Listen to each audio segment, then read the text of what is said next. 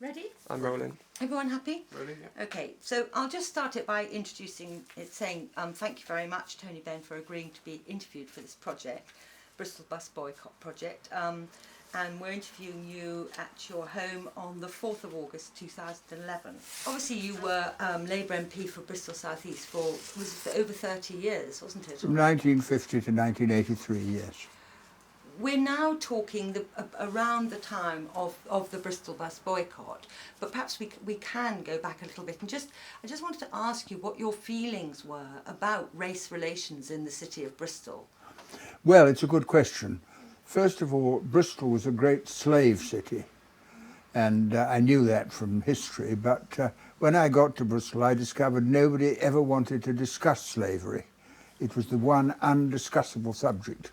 Although there were a lot of people from the West Indies in Bristol, but it couldn't be discussed.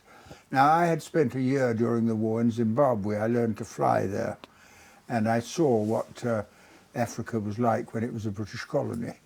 And I became very much involved in race relations, and from that period on worked very hard on all the colonial liberation movements.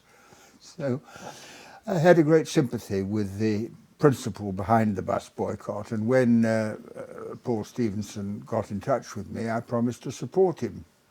And I rang up Harold Wilson, who was then leader of the Labour Party, just before a while before he became Prime Minister, and Harold, as I expected, fully supported it.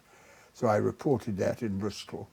And then I did a lot of talks. The trade union, Transport and General Workers Union, were very critical of my opposition to their view.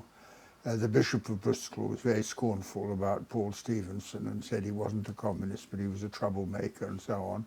And so there was a lot of traditional opposition to the bus boycott idea, but I supported it, and Wilson supported it, and it did gain a lot of support, and of course they won.